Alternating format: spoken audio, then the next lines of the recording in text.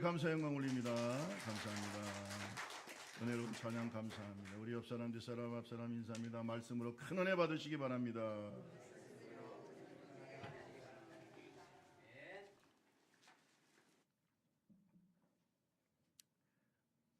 기독교는 역설적인 종교라고 합니다. 따라합시다. 역설적인 종교. 이 말이 좀 어렵기도 한데, 역설이란 말은 파라독스라고도 쓰는데, 이것은 서로 반대되는 표현을 통해서 인생의 중요한 진리를 깨우쳐주는 그런 말을 역설이라고 얘기를 해요. 그런데 어떤 분은 이런 말을 했어요. 역설은 훌륭한 교사다. 자, 예를 들어 보면 우리 성경에 보면 이런 역설들이 존재합니다. 한 알의 밀이 땅에 떨어져 죽지 아니하면 한 알 그대로 있고 죽으면 많은 열매를 맺느니라. 따라합시다. 죽어야 열매를 맺는다. 뭐 이런 거. 죽어야 산다. 이게 역설이죠. 죽어야 되는데 또 살아. 이게 서로 반대되는 개념 같은데 거기에 중요한 영적인 교훈과 인생의 진리를 담고 있습니다. 고린도후서 6장 9절에서 10절에 보면 이런 역설들로 가득합니다. 바울 사도는 자신이 어떤 사람인가, 또 내가 어떻게 하나님께 은혜를 받았는가, 이걸 아주 역설적인 서로 대비되는 말로 이렇게 자신의 신앙을 표현하고 있습니다.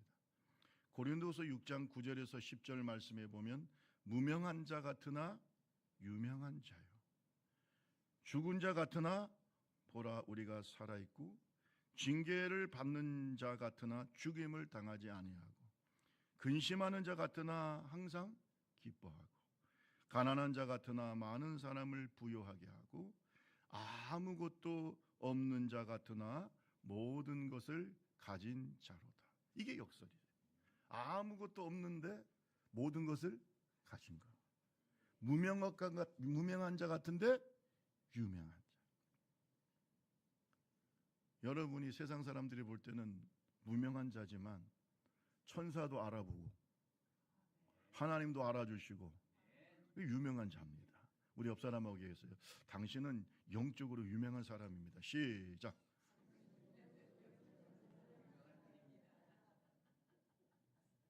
천사는 다 알아봐요, 여러분. 밖에 나가면 수원 사람들은 못 알아봐도 다 알아봐요. 오늘 본문 말씀에도 이러한 기독교 역설의 진리가 담겨 있습니다. 이것은 우리에게 큰 영적인 깨달음을 주는 말씀입니다.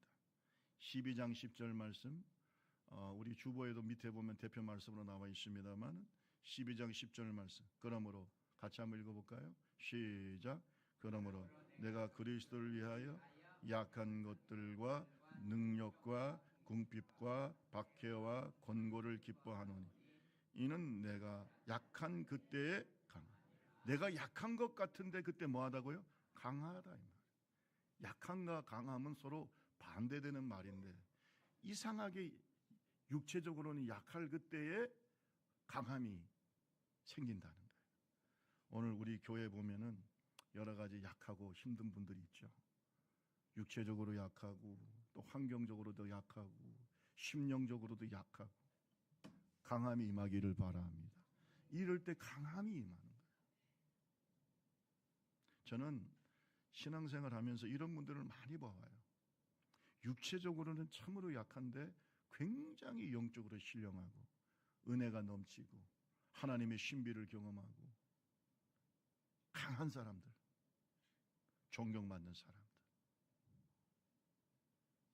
여러분, 이렇게 기독교의 진리, 역설이 진리가 될 수 있는 이유는 하나님이 살아계시기 때문에 그런 거예요. 그 속에 하나님의 섭리가 있기 때문에 그런 거예요.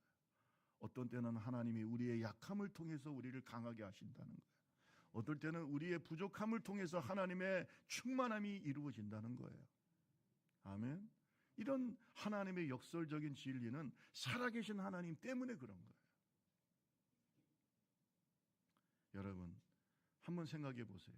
십자가 자체가 하나님의 역설적 진리를 담고 있습니다. 십자가에 달린 자마다 저주받은 자입니다. 십자가에 달려서 예수님은 돌아가셨고 저주를 받았습니다. 그런데 그 저주가 변하여 생명이 되고 축복이 되고 은혜가 되고 아멘 할 때까지. 아멘. 그 죽음이 변하여 부활이 되고요. 하늘의 미랄이 땅에 떨어져 죽음으로 많은 열매를 거두는 십자가의 은혜가 바로 기독교의 역사를 담고 있는 거 아니겠는가? 십자가를 통해서 진리를 깨닫기를 주님의 이름으로 축원합니다. 세상 사람들은 육체가 약하고 환경이 약하면 절망하고 좌절하고 실망하고 왜 그런 줄 아세요? 그거를 바꿀 만한 힘이 없어요. 하나님이 없기 때문에. 내가 약한데 뭐 강함이 있을까? 내가 약한데 죽게 생겼는데 우울증 걸리고 자살해버리고 환경적으로 내가 이 환경을 뒤집을 만한 힘이 없기 때문에. 그래요 안 그래요? 이 인생의 절벽 앞에서 인생의 절벽을 만나면, 건널 수 없는 홍해를 만나면, 도저히 넘을 수 없는 여리고를 만나면 일반적인 사람들은 뭘 느낄까요? 절망을 느끼죠. 절망의 끝은 우울하며 우울증에 걸려서 인생을 원망하고 부모를 원망하고 세상을 원망하고 그러다가 결국은 자살하고 자기 인생을 망쳐버리는 것이 일반적인 사람들의 모습이에요. 그런데 우리는 홍해를 만날 때 하나님의 능력을 경험해. 아멘 하는 사람들만 믿음이 있는 사람들. 홍해를 만날 때 홍해가 갈라지는 하나님의 능력을 경험하잖아요. 여리고를 만났는데 여리고가 무너지는 하나님의 능력을 경험하잖아요. 이 기독교의 역설이 가능한 것은 하나님 살아계시기 때문에 그런 거예요. 여러분 살아계신 하나님 믿습니까? 그러면 여러분 약할 때 하나님이 여러분을 강하게 하심을 믿으시기를 주님의 이름으로 축원합니다. 우리 옆 사람하고 얘기하세요. 당신이 약할 때 하나님의 강함이 임할 수 있습니다. 시작. 이 경험을 해야 살아계신 하나님을 아는 거예요. 모세가 얼마나 놀랐겠어요. 홍해를 만났는데 200만 명이 지금 이 홍해를 어떻게 건너는 거야? 어떻게 건너? 다 죽었다고. 옆에서 모세를 바라보는 지도자들, 이스라엘 백성들이 울면서 탕식하면서 뒤에는 애국 군대가 쳐들어오고 앞에는 홍해가 있고. 여러분 이런 걸 우리가 절대 절망이라고 하는 거예요. 어떻게 할 거냐고 이게. 그런데 홍해가 갈라져요. 홍해가 갈라진다고. 왜요? 하나님은 살아계시기 때문에.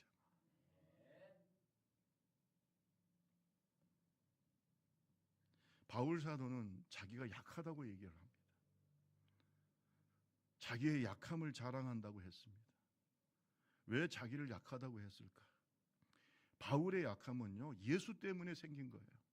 사실은 그는 원래 자랑할 것도 많고 내세울 것도 많은 사람인데, 그는 주님을 위해서 능력을 받고 궁핍과 박해와 곤고를 당했어요. 정말로 이 세상에서 버러지 같은 취급을 받았어요. 12장 10절 말씀에 내가 그리스도를 위하여 약한 것들과 능력과 궁핍과 박해와 곤고를 기뻐한다고 그랬어요. 누구를 위해서요? 그리스도를 위해서. 그가 받는 고난과 그가 받는 육체적인 학대와 정신적인 학대와 핍박은 오직 예수 때문에 받은 거예요. 그가 법을 어긴 것도 아니고 누구처럼 법을 어긴 것도 아니고, 예? 예수 그리스도를 위해서 받는 고난이. 고린도후서 11장 23절에서 27절에 보면 바울 사도는 주님을 위해서 자기가 당한 여러 가지 고난에 대해서 말했습니다. 고린도후서 11장 23절부터 쭉 보면 그들이 그리스도의 일꾼이냐 정신없는 말을 하거니와 나는 더욱 그러하도다.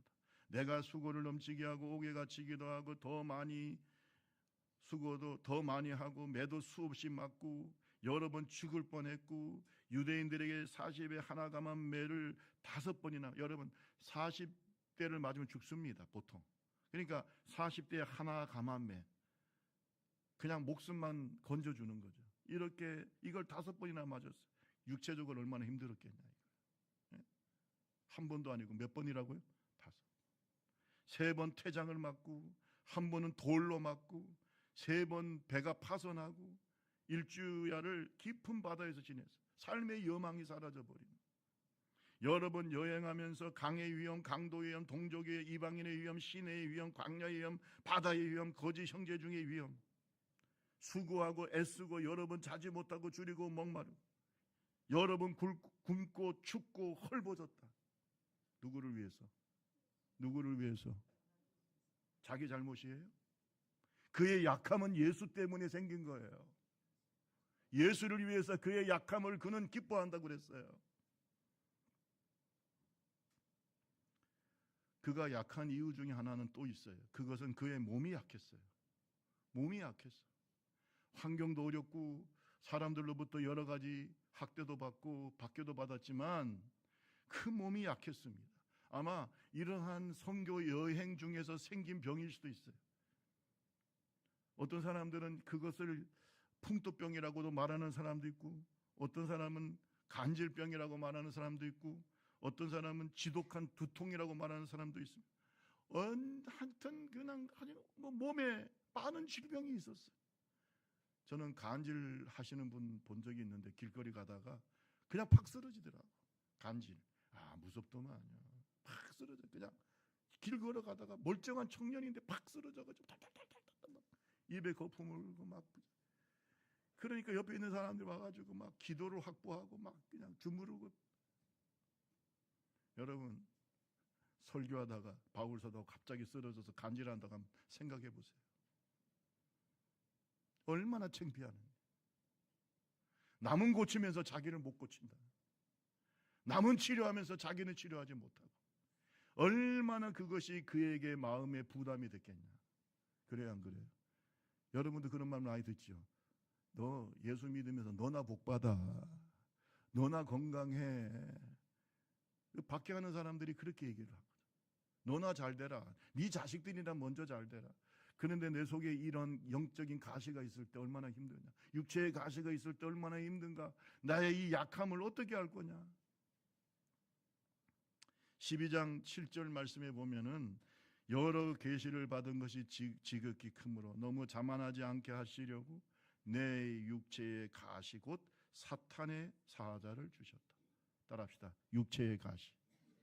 여러분에게 육체의 가시가 있을 수 있고, 여러분에게 환경의 가시가 있을 수 있고, 자식의 가시가 있을 수 있고, 여러 가지 나의 영혼을 힘들게 하고 내 인생을 힘들게 하는 그런 십자가가 있을 수 있어요. 이걸 가시라고 얘기했어요. 사탄의 사자라고 얘기했어요. 얼마나 힘든지 몰라. 저는 어떤 목사님 만나보면은 다 훌륭하게 사역하시는데 자식이 가시야. 자식이 십자가야. 어떤 사람은 자기 육체가 힘들어요. 그래 안 그래요? 항상 뭐가 부족해. 완벽한 사람 난 본 적이 없어요. 다 뭐가 부족해. 아니 저런 능력이 있는데 왜 저럴까? 여러분, 우리 약함이 있습니다.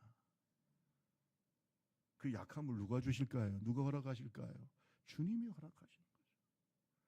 근데 여러분 성경에 보면 바울 사도가 이 육체의 가시 때문에 자기가 생각할 때, 잘 들으세요. 자기가 생각할 때 하나님의 영광이 가려지고, 자기가 생각할 때는 뭔가 성교가 막히는 것 같고, 자기가 생각할 때는 뭔가 내 인생이 힘든 것 같고, 자기가 생각할 때는, 그래서 하나님께 3번씩이나 간절히 기도했다고 그랬습니다. 간절히 이 육체의 가시를 제거해 주세요. 이 육체를 치료해 주세요. 내가 남은 치료하면서 너는 너 자신을 치료하지 못한다는 말을 들으니 내가 창피해서 못 살겠습니다. 내가 주님의 종이면 제발 좀 나를 치료해 주세요. 3번씩이나 하나님께 기도했는데 치료해 주셨어요? 안 치료해 주셨어요? 안 치료해 주셨어요.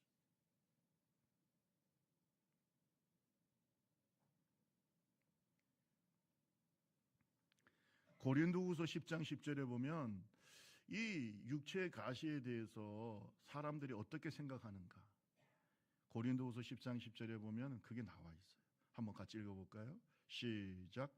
그들의 말이 그의 편지들은 무게가 있고 힘이 있으나 그의 몸으로 대할 때는 약하고 그의 말도 시원하지 않다. 보세요.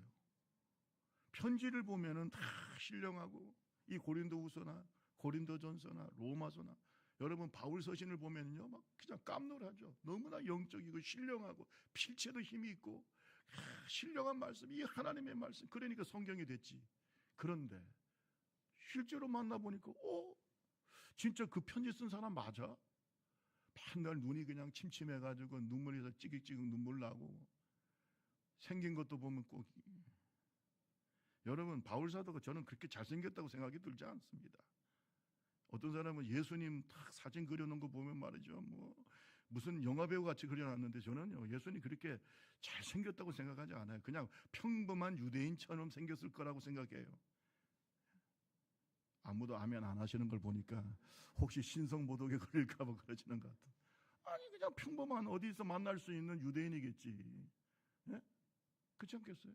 성경에 보면 흠모할 만한 모양이 아니라고 그랬어요. 흠모할 만한 모양이 아니라고 성경이 기록되어 있어요. 바울도 마찬가지야. 저 사람은 글을 보면은 굉장한데 실제로 보면은 왜 저래? 갑자기 간질하지. 예? 눈은 막 계속해서 눈물이 나지.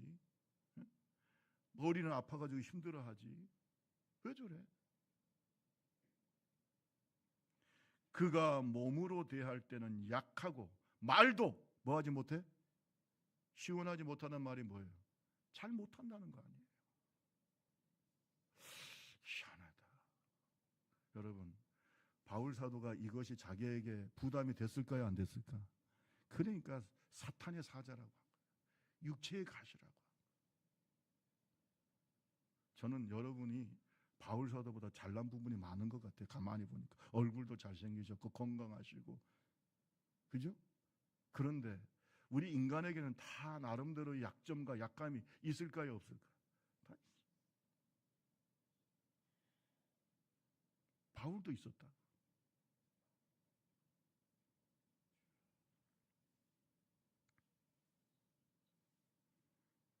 그런데 바울 사도는 위대함은 뭐냐? 이 약함 때문에 쪼그라들지 않고, 자존감 떨어지지 않고, 이 약함 때문에 사역을 포기하지도 않고, 따라합시다. 약함을 기뻐하고 자랑하고. 이 사람 누가 이기겠어요? 어떤 사람은 자기 약함 때문에 나는 말이 시원치 못해. 나는 글이 시원치 못해. 나는 몸이 시원치 못해. 나는 얼굴이, 맨날 거울 보면서 얼굴 보면서. 여러분, 하늘나라 가면 천사같이 되니까 그냥 걱정하지 마세요. 할렐루야. 여러분 지금 얼굴 보면서 너무 실망하지 마세요. 하늘나라 가면 여러분 해같이 더 밝아지는 줄로 믿습니다. 인생은 아니, 하늘나라 가기까지 계속 쪼그라드는 거예요. 그게 아프기도 하고 그렇지 않겠어요? 저도 아직도 젊은 목사라고 하는데도 별로서 허리 안 좋아요. 여러분은 어떻겠어요? 우리 옆 사람하고 얘기하세요. 나이 들면 고칠 때가 많아집니다. 시작, 빨리. 그만큼 썼으니까. 아니, 사람이 로봇도 아니에요. 기계도요, 그만큼 쓰면은요, 갈아 끼워야 돼요. 여러분 보면 어떤 분은 이빨도 갈아 끼우고, 무릎도 갈아 끼우고, 계속 갈아 끼우시잖아요. 그게 우리 약함이죠. 우리 인간은 약하죠. 어떤 분은 자식이 약해. 어떤 사람은 환경이 약해. 여러분, 주눅 들지 마시고 힘내세요. 여러분은 그래도 바울보다 나은 것 같아요. 할렐루야. 여러분 자랑하세요. 내가 약해. 왜? 이 약함 속에 하나님의 강함이 임하는 거예요. 여러분, 우리가 너무 강하면요, 겸손해질까요? 교만해질까? 인간이 여러분 그렇게 위대하지 않습니다. 의롭지 않습니다. 사울이 자꾸 강해지니까 어떻게 돼요? 교만해지죠. 여러분, 교만한 것보다 약한 게 나아요. 하나님이 우리에게 약함을 주신 이유는 우리의 마음을 낮추기 위해서예요. 그래서 하나님의 능력이 임하게 하시려고. 아멘. 하나님의 놀라운 섭리와 계획이 있다는 사실을 믿으시기를 주님의 이름으로 축원합니다. 그 약함 때문에 너무 힘들어하지 마시고, 자기 인생을 부정적으로 보지 마시고, 믿음의 눈으로 하나님의 뜻을 발견하는 하나님의 종들이 되기를 주님의 이름으로 축원합니다. 그가 3번이나 하나님께 기도했어요. 이 육체의 가시만 없어진다면 내가 얼마나 좋을까요? 얼마나 하나님의 큰 영광이 나타날까요? 얼마나 하나님의 위대한 역사가 나타날까요? 얼마나 하나님 좋아하실까요? 누구 생각이에요? 자기 생각이에요. 그런데 주님의 말씀은 뭐냐? 내 은혜가 내게 족하다. 여러분, 우리 생각하고 하나님의 생각이 다릅니다. 그래서 항상 기뻐할 수 있고요, 기도할 수 있고요, 범사에 뭐 할 수 있어요? 감사할 수 있어요. 따라합시다. 내 은혜가 내게 족하다. 내게 족한 거예요.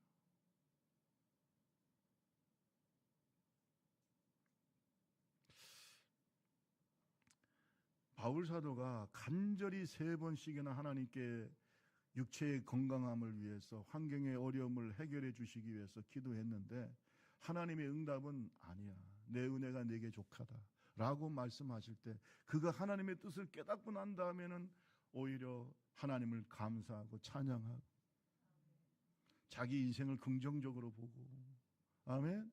심지어 자기에게 온 그 고난조차도 하나님께 감사하는 이런 믿음의 종이 된 줄로 믿습니다. 이 사람을 누가 이기겠습니까? 세상에 어떤 사람이 이 사람을 무릎 꿇리고, 세상에 어떤 세력이 이 사람이 입을 막을 수가 있을까? 누구보다 강한 하나님의 용사가 될 수 있었어요. 그가 자기의 약함을 통해서 오히려 강하게 된 이유를 3가지로 우리에게 말씀합니다. 여러분 잘 기억하시기 바랍니다. 그는 약함을 통해서 더 신령해졌어요. 육체의 약함이 그의 영혼을 더 신령하게 했어요. 저는요, 내 육체가 약해도 신령해지기를 바랍니다.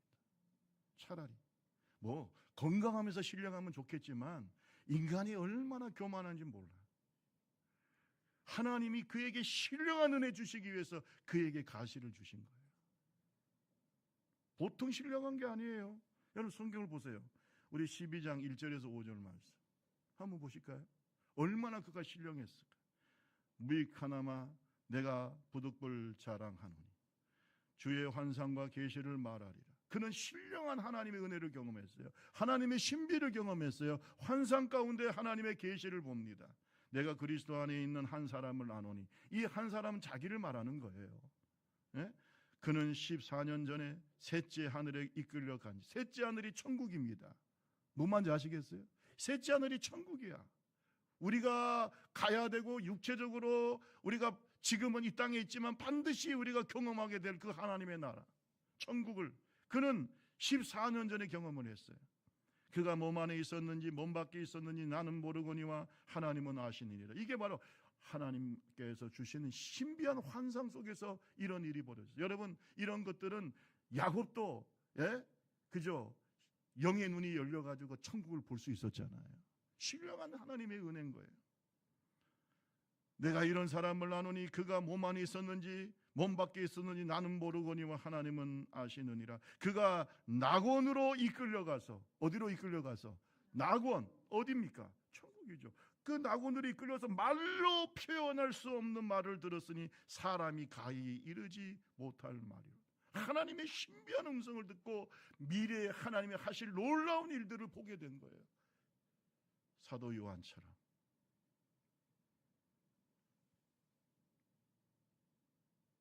그가 약했기 때문에 더 영적으로 신령해져서 하나님의 은혜를 경험한 거예요.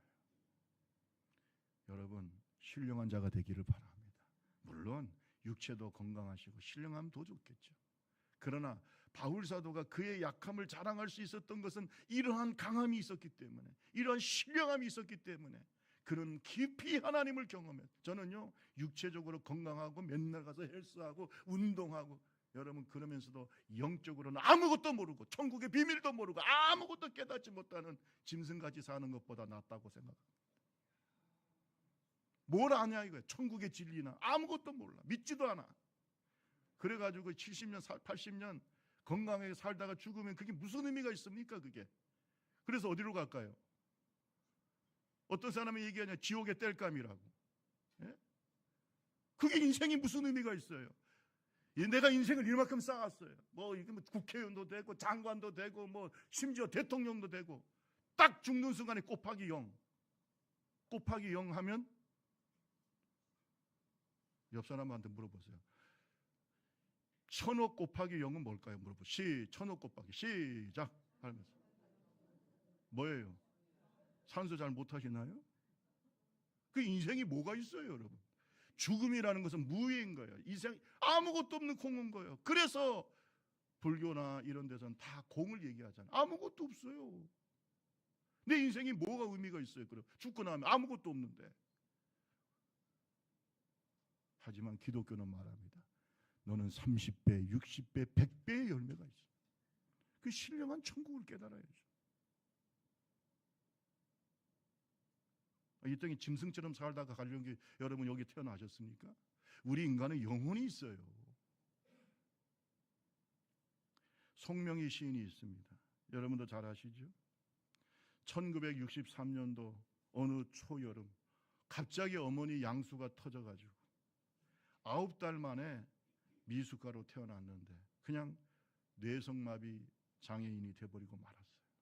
그는 뇌성마비 장애인으로 평생 살았어요. 자유롭지 못한 몸, 또 집안도 지질이 가난한 집안에서 제대로 몸도 돌보지 못하고 정말 자기 자신을 바라볼 때마다 왜 나는 이렇게 태어났어? 마치 잘 익지도 않는 달걀처럼 그렇게 태어났다고 얘기를 하고 있더라. 날마다 서글프고 힘들게 살았어요. 방황하면서 살았어요. 그런데 17살 사춘기에 살아계신 하나님을 만납니다. 그는 살아계신 하나님을 통해서 신령한 영감을 얻게 됩니다. 하나님의 신비를 경험하게 됩니다. 살아계신 하나님을 만나게 됩니다.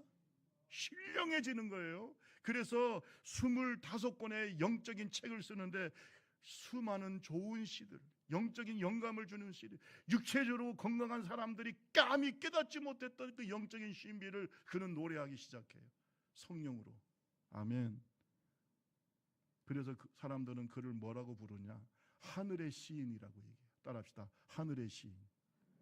그가 얼마나 영적으로 몸은 불편한데, 몸은 이렇게 불편해가지고 하나님의 진리를.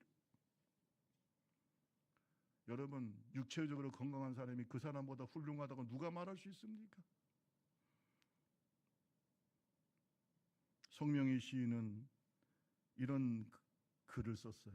여러분도 너무나 잘 아는 찬송이기도 한데, 나 가진 재물 없으나, 나 남이 가진 지식 없으나, 나 남에게 있는 건강 있지 않으나, 나 남이 가지고 있지 않는 것 가졌으니, 나 남이 보지 못한 것을 보았고, 나 남이 듣지 못한 음성을 들었으며, 나 남이 받지 못한 사랑을 받았고, 나 남이 모르는 것 깨달았네. 공평하신 하나님, 나 남이 가진 건 나 없지만 나 남이 없는 것 갖게 하셨네. 여러분, 약하십니까? 그 약함을 통해서 하나님의 신령한 은혜가 임하기를 주님의 이름으로 축원합니다. 두 번째로, 이 바울 사도는 그의 약함을 자랑할 수 있었던 것은 그 약함을 통해서 영적으로 성장했어요. 따라합시다. 영적으로 성장했다. 성장했어요. 마음이 낮아지고 겸손해지고 영적으로 성장했어요.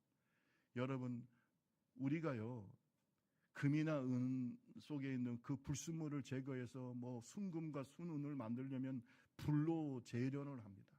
불 속에 넣어가지고 계속 담금질하고 재련하면 거기에서 불순물이 빠지고 순금과 순은이 되듯이 우리의 영혼은요, 고난의 불을 통해서 우리가 순수해지는 거예요.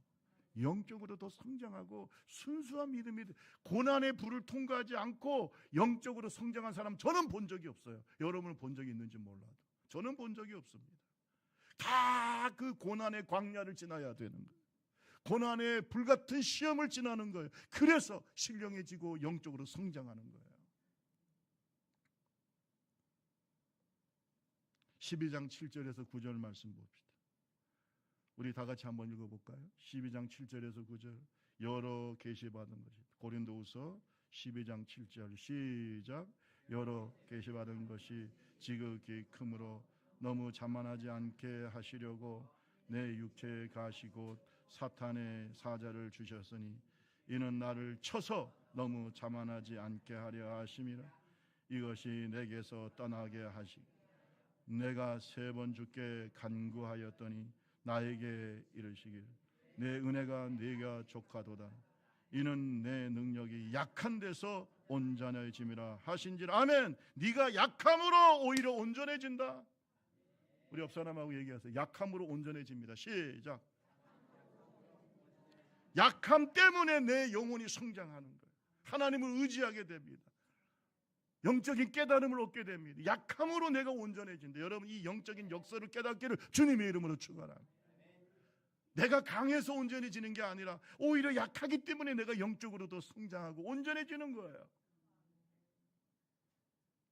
저도 여러분한테 감히 이렇게 얘기할 수 있었어요. 저에게도 여러 약함이 있었어요. 저희 아버지가 18년 누워 계시는 그 약함이 항상 저의 마음을 힘들게 하고 제 사역을 발목 잡는 것 같았고, 이 아버지가 왜 쓰러지셔가지고 18년 동안 누워 계시면서 왜 우리 가정이 주의 일을 못하게 하는가, 지금 생각해 보니까 그 약함을 통해서 제가 강해지고 그 약함을 통해서 하나님을 깊이 경험하게 되고 그 약함을 통해서 더 영적으로 성장하게 되고 목사다운 목사가 되고 더 목사가 아직도 부족하지만 그 약함까지도 없었다면 제가 어떻게 됐을까?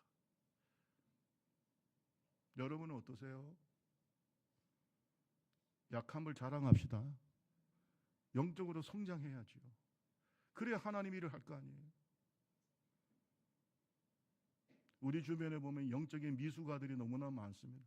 저런 영적인 어린아이가 어떻게 주의를 하겠습니까? 이건 나이와 상관없습니다. 하나님을 너무 몰라요. 성경의 진리도 경험한 적도 없어요.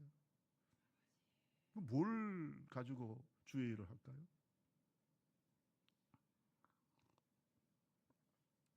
성경에 보면 백발이 면류관이라고 했죠. 이 백발은 하나님에 대한 깊은 경험을 말하는 거예요. 그래야 면류관이 되는 겁니다. 그냥 나이만 든다고 해서 교회에서 존경받는 거 아닙니다. 여러분, 성장합시다. 여러분이 약할 때 이렇게 생각하세요. 나는 더 신령해질 수 있다. 여러분이 약할 때 이렇게 기도하세요. 하나님, 나는 더 성장할 수 있습니다.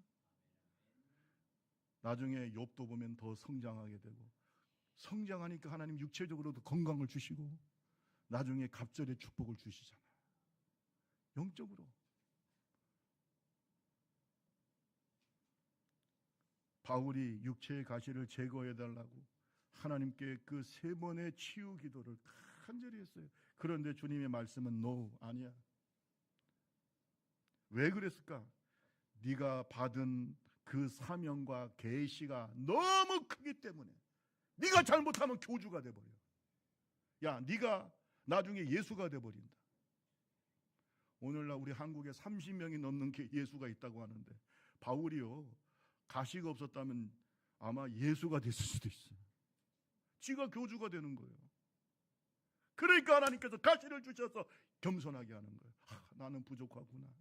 하나님 나를 도와주셔야 되겠구나. 아멘. 사울 보세요. 하나님께서 축복해 주시고 이기가 점점 높아져서 자기를 위해서 기념비 세우고 하나님 말씀을 불순종하고 하나님의 말씀을 버리잖아요. 차라리 그런 것보다 내가 가시가 있어서 영적인 브레이크가 있는 게 낫지 않을까요? 옆 사람하고 한번 해볼까요? 영적인 브레이크가 있는 게 낫지 않을까요? 다 같이 시작.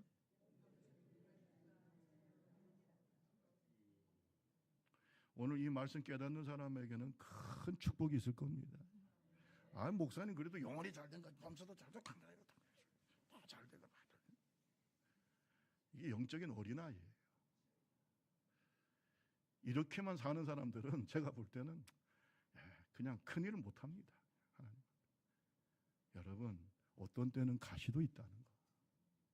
물론 영혼이 잘된 같이 범사도 잘되고 강건해지기를 바라지만, 그러나 가끔씩 우리를 훈련시키기 위해서 가시를 주시기도 있다. 그러다 우리가 성장하면 가시 또 빼주시기도 하고. 할렐루야.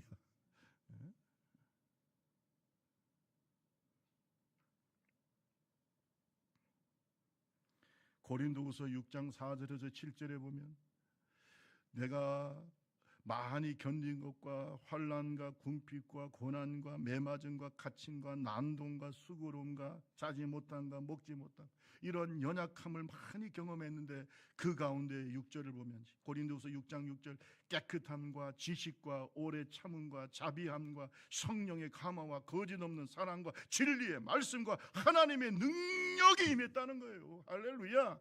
그 가운데 그는 영적으로 성장한 거예요. 우리의 영혼은 말씀으로도 성장하지만 고난을 통해서 성장하는 거예요. 여러분의 약함을 통해서 하나님의 뜻을 깨닫는 지혜로운 하나님의 종들이 되기를 주님의 이름으로 축원합니다. 좌절하거나 낙심하지 마시고 그 고난을 믿음의 눈으로 바라볼 줄 알고 잘 해석하는 믿음의 종들이 되세요. 물론 여러분이 기도할 때 필요하면 하나님은 문제도 해결해 주시고 아멘 치료도 해 주시고 해 주십니다. 그런데 그 가운데서도 하나님의 뜻을 깨닫을 수 있는 신령한 하나님의 종들이 되기를 주님의 이름으로 축원합니다.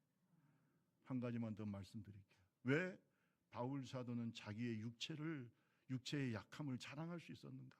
왜 자기가 연약할 때 강하다고 얘기했느냐? 여러분, 그가 받는 여러 가지 주님을 위한 괴로움과 고통은 하늘의 상급이 되기 때문에 주님을 위해서 받는 그 모든 괴로움과 비난과 조소와 그 모든 학대와 고통이 하늘의 상급이 되는 거야. 아멘. 그러니까 그는 강한 사람이에요. 한번 물어봅시다. 여러분 올림픽에서 여러분 뭐 육상을 하든지 뭘 하든지 간에 거기서 금메달 따려면 훈련 많이 합니까 안 합니까? 더 많은 땀과 눈물을 흘려야 금메달을 따는 것처럼 우리가 주님을 위한 그 수고가 헛되지 않을 줄로 믿습니다. 아멘. 영광의 면류관을 하나님이 주시는 거예요. 여러분 주님을 위한 우리의 수고와 노력과 어떤 때는 박해와 우리가 받는 그 고난이 헛된 게 아니에요. 곱하기 0이 아니라 곱하기 30 아멘 곱하기 60 곱하기 100 이렇게 되는 거예요. 그러니까 감사하잖아요. 내가 약함을 통해서 강해지는 거예요. 하나님의 축복이 있어요. 이 땅에서도 하나님이 잘되게 하시고 여러분 자녀들에게도 복을 주시지만 하늘의 상급이 있어요. 어떤 분은 그래요. 빨리 하늘나라 가고 싶대요. 왜요? 하늘의 상급이. 어떤 사람은 목사님 안 죽어야 돼요. 그래서 왜 그러냐? 지금 가면 안 돼요. 쌓은 게 없대. 주여. 왜 그렇게 살아요?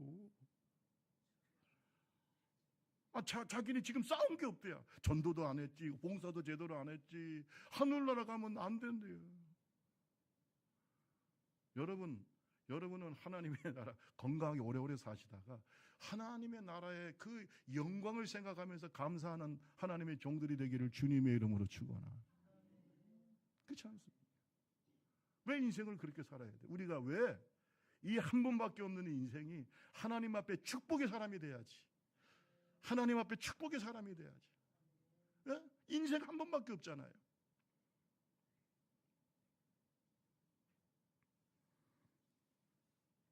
바울 사도는 이런 말을 했어요. 고린도후서 4장 16절에서 18절. 우리 다 같이 읽고 마치겠습니다. 다 같이 한번 읽어볼까요? 다 같이 시작. 그러므로 우리가 낙심하지 아니하는 우리 겉사람은 낡아지나 우리 속사람은 날로 새로워지는 듯 우리가 잠시 받는 환난에 경한 것이 지극히 크고 영원한 영광에 중한 것을 우리에게 이루게 함이니 우리가 주목하는 것은 보이는 것이 아니요 보이지 않는 것이니 보이는 것은 잠깐이요 보이지 않는 것은 영원. 내가 주님을 위해 받는 고난이 너무 힘들어요. 여러분 바울 사도가 당한 이 고난 우리 보고 당하라 그러면 저는 못할 것 같습니다. 세상에 40대 하나 가면 매를 5번이나 맞고 그냥 배가 침몰해가지고 그 바다 속에서 여러분 어떻게 하겠어요 이게 동족의 위험 이방인의 위험 자지도 못하고 굶주리는 왜 세계 선교 여행을 그렇게 다니면서 옛날에는 얼마나 힘들었을까. 그런데 이거를요 내가 받을 하늘나라의 영광과 상급에 비하면 약하다, 경하다, 가벼운 거야. 그만큼 하늘나라의 상급이 뭐 하는 거야? 큰 거예요.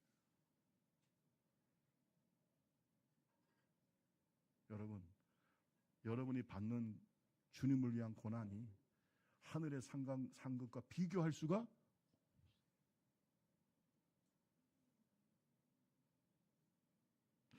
제가 지금 말씀을 드리면서 그런 얘기가 참 생각이 나는데, 예수님께서 제자들을 모아놓고 얘들아 저게 저 산 꼭대기 아마 헐물산인 것 같은데 아주 높은 산에 올라가는데, 그러면 너희들이 돌을 하나씩 들고 가라 그랬더니, 이게 또 이게 베드로는 또 무식해가지고, 뭐 무식한 베드로 하면 안 됩니다만은, 또 주님께서 또 돌을 가져가라고 하시니까 또 큰 돌을 또 가져가네.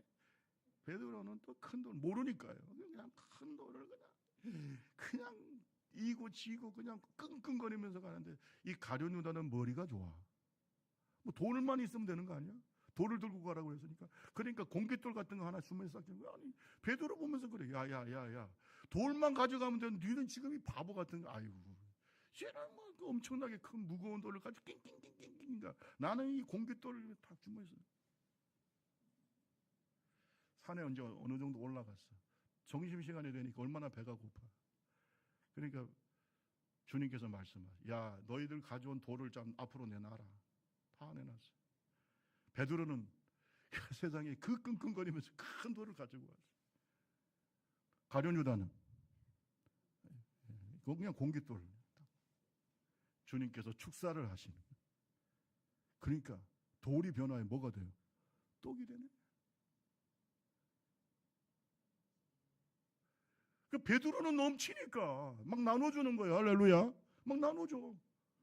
근데 가룟 유다는, 천국은 마치 이와 같은 겁니다. 쉽게 살지 마세요. 넓은 길 가지 마세요. 쉬운 길 가지 마세요. 좁은 길 갑시다. 저는 그 말씀이 성경에 기록되어 있지 않지만 진리를 담고 있다고 생각하는 거예요. 예수 쉽게 믿어. 큰 교회에서 구경하면서 쉽게, 고난도 없고 고통도 없고, 십자가 지는 것도 없고 주님을 위한 고난도 없고, 그렇게 살다 보면 가룟 유다 같이 이게 공깃돌 가지고 하늘나라 가면 부끄러운 구원을 받는 거예요. 우리 옆 사람하고 얘기하세요. 당신이 받는 고난에는 하나님의 축복이 있습니다. 시작. 여러분, 성경은 말합니다. 심는 대로 거둔다. 육체를 위해 심는 자는 육체로부터 썩어질 것을 거두고. 보세요. 자기 육체를 위해서, 교회를 다니건 안 다니건 떠나서 교회를 다닌다 할지라도 자기 육체를 위해 심는 자는 썩어질 것을 거두고 아무것도 거둘 것이 없어. 곱하기 0은 제로입니다. 그런데 성령을 위해 심는 자는 영생을 거두고 하늘의 큰 상을, 하나님은 만홀히 여김을 받지 않는다. 가벼이 여김을 당하는 분이 아니에요. 그분은 정말로 정직하시고 공의로우신 분, 심는 대로 거두게 하시는 하나님이시다. 이 하나님을 저와 여러분 경험하시기를 주님의 이름으로 축원합니다. 지금까지 여러분이 주를 위해 산 거 헛되지 않습니다. 어떤 때는 목사님, 저는 너무나 약해요. 너무나 부족해요. 근데 여러분, 그 부족함이 주님 안에서 더 강함이 될 수 있다는 걸 믿으시기를 바랍니다.